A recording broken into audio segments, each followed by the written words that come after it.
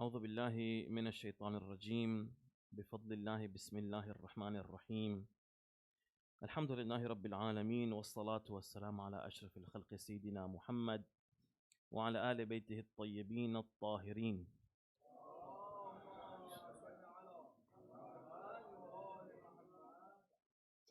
أما بعد فقد ورد في دعاء الافتتاح أن اللهم وصل على علي أمير المؤمنين ووصي رسول رب العالمين عبدك ووليك وأخي رسولك وحجتك على خلقك وآيتك الكبرى والنبأ العظيم.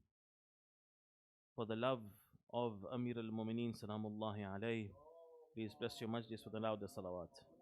Allahumma salli Muhammad wa ali Muhammad wa ajil faraj madam.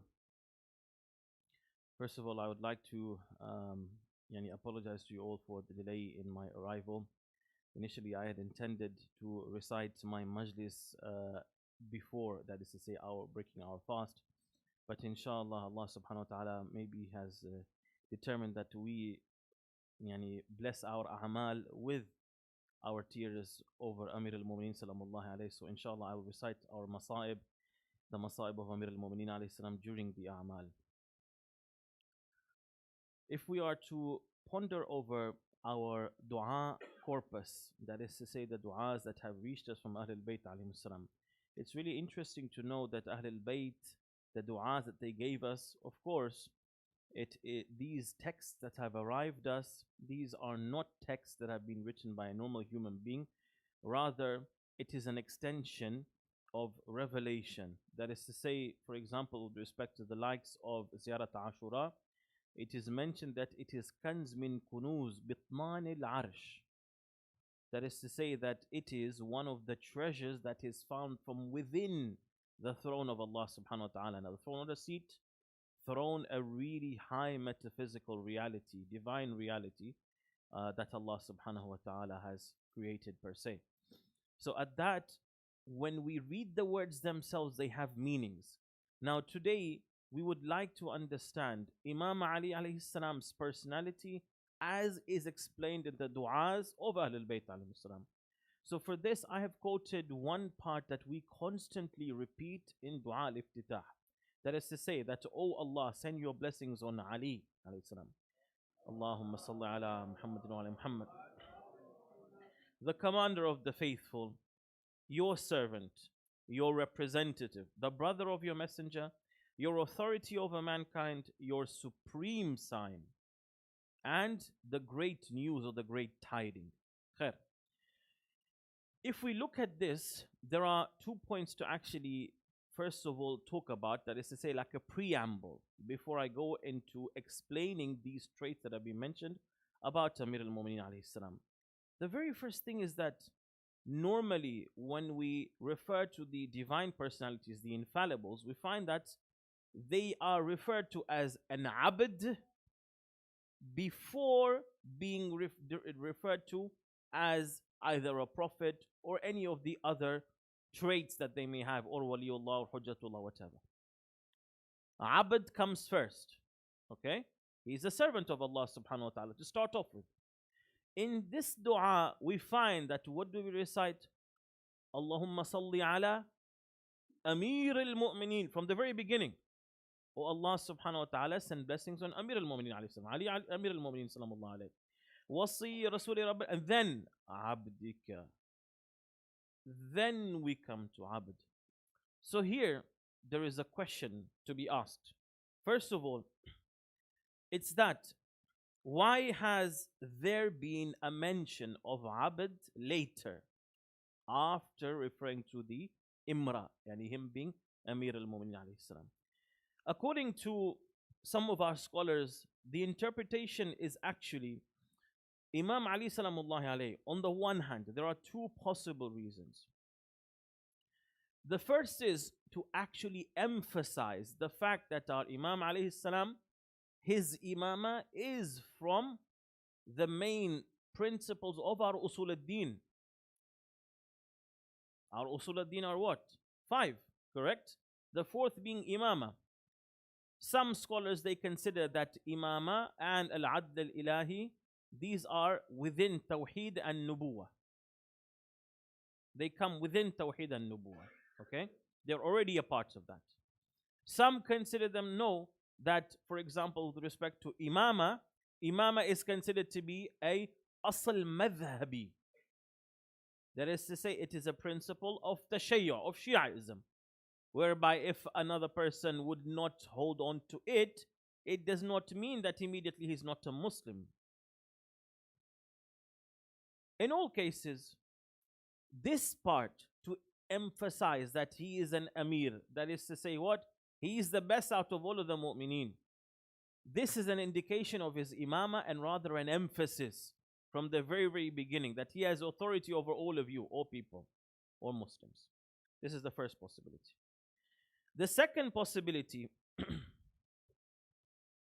and of course over here, if I were just to mention a text for this, this is a narration that is narrated from Imam al-Baqir salamullah alayhi. ذروة الأمر وسنامه ومفتاحه وباب الأشياء ورضا الرحمن الطاعة للإمام بعد معرفته. That understand that the highest of affairs, the loftiest of affairs, the key and the door of all affairs, and even to the what? To the satisfaction of Ar-Rahman, of Allah subhanahu wa ta'ala, is to obey the Imam alayhi salam after knowing him. So how can you follow somebody who you do not know? So this part of the dua al-iftitah, it is telling you who the Imam is. Ali, Amir al-Mu'mineen alayhi salam. أما لو أن رجلا قام ليله وصام نهاره. That if a person were to remain all the night in ibadah and during the daytime as well to remain in the state of fasting, وتصدق بجميع ماله, and if he were to give charity with all of his money, وحج جميع دهره, and all of his years, every year going to Hijaz, going to Makkah and Medina, going for Hajj, every single year. MashaAllah. May Allah subhanahu wa ta'ala inshallah grant us the opportunity of Hajj. Ameen. وَلَمْ يَعْرِفْ وِلَايَةَ وَلِيِّ اللَّهِ فَيُوَالِيَهُ.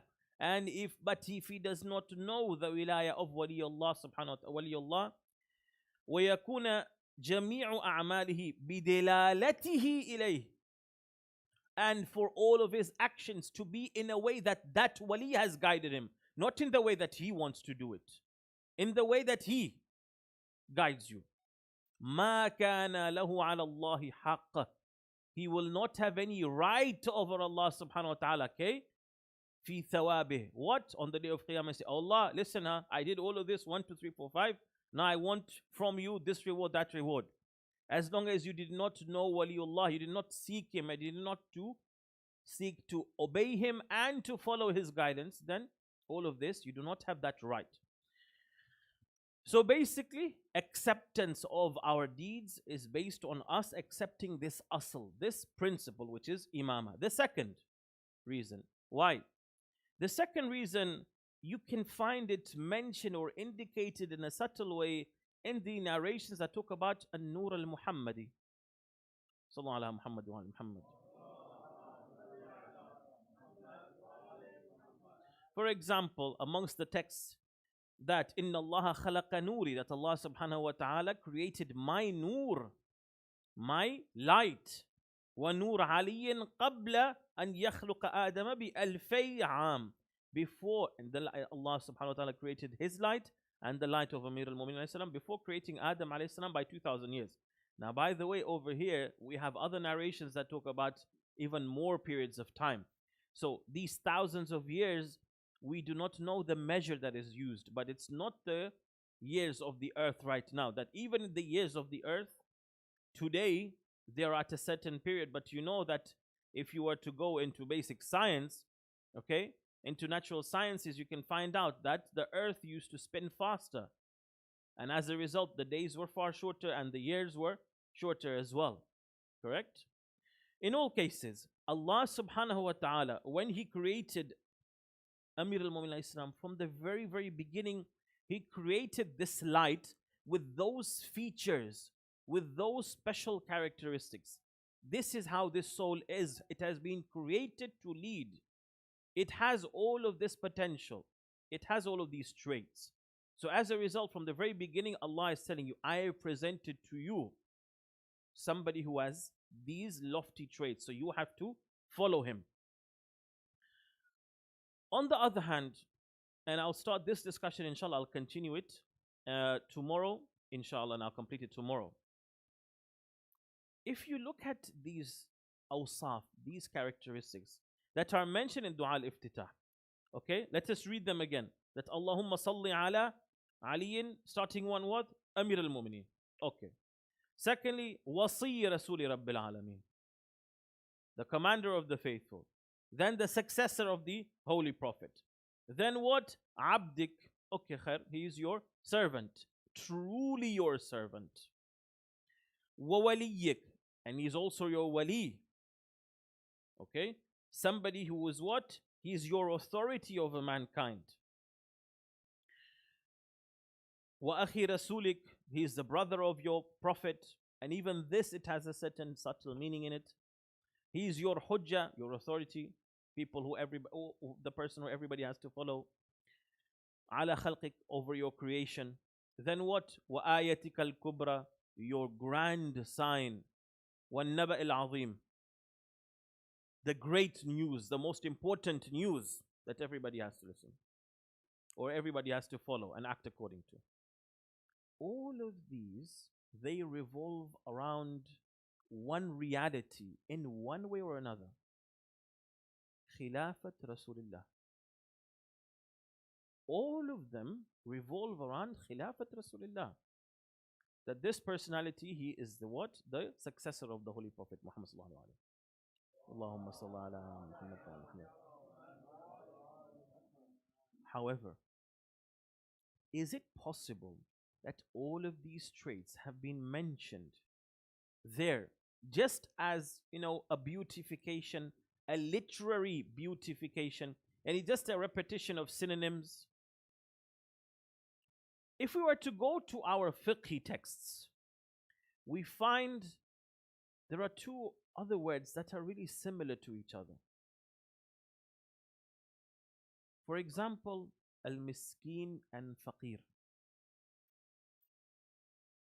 The needy, we would just translate what? Needy and the poor. Barabar, that's it. Just that's what it means. English language, really simple. Barabar, needy and poor. These two are such words about which it is said, إِذَا اجْتَمَعَا افترقا وَإِذَا افترقا اجْتَمَعَا. Our scholars, they say, these two words are such that when you mention them together, then from each word you mean something different to what the other word means. But if you were to separate them and just say one word, like faqir, then it would also mean the other. Faqir is a person who does not have the means to provide for his day, for his year. He does not have the provisions for his year. Either actually, I don't know how many £1,000 or how many tens of thousands of pounds you need for your expenses in a year, or a job to provide for them. If you don't have that, you're on benefits, unemployment, this and that, you are considered to be a faqir. Then we have another category, which is miskin. Miskin is even worse, who does not have not the provisions and the means for his year, no, even for his day. Even for the day he doesn't have a few pounds to go to Aldi and to buy some food or whatever. Barabar? Okay. Now, when I say just the word faqir or miskin, I mean the two together. But if I say in a sentence, miskin and faqir, then from each of these two, I mean something different. Now, in this part of the dua, what do we find? They have been mentioned all together. So what does that mean? That means that each and every single word, it has its own separate meaning that is intended. And it is this that we have to scratch the surface of in order for us to understand. The first being what? Amir al-Mu'mineen Ali. Amir al-Mu'mineen alayhi salam. Sallallahu ala Muhammad wa ala Muhammad. وعجل فرجهم. At that, a person comes to ask, what does Amir al-Mu'mineen alayhi salam mean? Now, Amir al-Mu'mineen alayhi salam, the simple translation of it, of course, is a person who has what? The Amir, Amir meaning the commander, the leader. What does a commander have with regards to others? What does he have? An Amir is a person who has authority over everybody. In Islam, an Imam alayhi salam, the authority of the Imam. What is the authority of the Imam? He has authority over you, النبي أولى بالمؤمنين من أنفسهم. This is an ayah from the Holy Quran, that the Holy Prophet has more authority over you than what you have over yourself. So if you say, no, freedom of expression, freedom, I want to do what I want, I can do what I want. Khair, that's beautiful. Yani that's really good for you to have your own perception. But as soon as as soon as we go to the real world, the hereafter, things are different. Unfortunately, the time has ended. I'm being given an instruction that unfortunately we have to give our space for our dear brothers for recitation of Nawha. Just to mention these two words of Amir al-Mu'minin alayhi salam so that we can pave the atmosphere for our reciters. That this day was a day in which not only the city of Kufa, and it was not only the city or the Muslim world that lost a leader, but rather it was humanity. When that accursed Ibn Muljim struck Amir al-Mu'mineen alayhi salam on his head, Amir al-Mu'mineen was a person who was known for his humanity, for his compassion. Somebody, when he would go and walk in the streets of Kufa, imagine the leader. What is a king to Amir al-Mu'mineen alayhi salam? A king is nothing. Amir al-Mu'mineen walking in the streets, the orphans would come to him and he would play. He would even play with them. He would strike their heads. He would rub their heads. He would kiss the aitam. And according to some narrations, it was known that he would even feed them asal, honey, to the extent that some of the ashab of Imam Ali alayhi salam, they would become envious. They say, Ya Allah, we wish that we were orphans for Amir al-Mu'mineen alayhi salam to give us this honey with his hands. O Mu'mineen, when we say Ali, Ali, Ali, Ali, a few, alhamdulillah, months ago, I had the tawfiq of going for ziyarah. When you stand outside the haram of Amir al-Mu'mineen alayhi salam, when you stand outside that door, when you look inside and you see the darih, you just feel that my commander, my master, Ya Ali, this is you. Wa Ali alayhi salam, on the day of Qiyamah, don't leave us. In Barzakh, in our graves, don't leave us. O Mu'mineen, it is this person that we unfortunately lost, and we remember on this day. What grand of a musibah. Inna lillahi wa inna ilayhi raji'un. وسيعلم الذين ظلموا آل محمد أي منقلب ينقلبون